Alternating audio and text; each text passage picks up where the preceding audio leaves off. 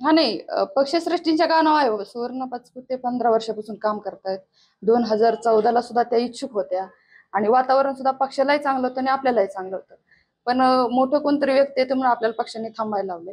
पण तरीही मी माझा जनसंपर्क असेल, लोकांचं सुखदुःख असेल, शासकीय काम असेल, ह्यातून संपर्कात राहत राहिले. त्यामुळे तर आज ही बॅनर बाजी आपल्याला पाहायला मिळते. आणि आणखीन सांगायचं तर लोकांचा सपोर्ट आहे म्हणून पूर्णपणे चालू. वरिष्ठांशी काही बोलणं झालेलं आहे?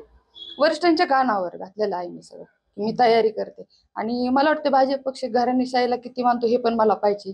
का संघर्षशील नेतृत्वाला संधी देते हे बी मला पाहिजे. आणि आज तालुक्याचा कौल जर आपण पाहिला तर कारखानदारी घराणेशाहीच्या विरोधात आहे. आज मी जवळजवळ 60-70 गाव टू गाव फिरलेले, त्याच्यामुळे हा अंदाज मला आलाय. मध्यंतरीच्या काळात जे पक्षप्रवेश झाले किंवा काय झालं आणि ज्यांचा पक्षप्रवेश झाला त्यांनी आम्हाला जमेतच धरलं नाही. म्हणजे अगदी जिल्हा परिषद असेल, पंचायत समिती, ग्रामपंचायती सुद्धा आमची जी लोक होती ओरिजिनल भाजपची ते टाळली गेली.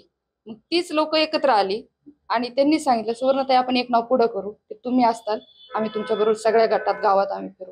त्यांच्या बरोबरच आता मी फिरते. फिरल्यानंतर तर आणखी माझा आत्मविश्वास वाढलाय 100% म्हणण्यापेक्षा 100% आता सदा श्रीगोंदा तालुक्याचं कौलच दिसतोय की सर्वसामान्यातला आमदार झाला पाहिजे.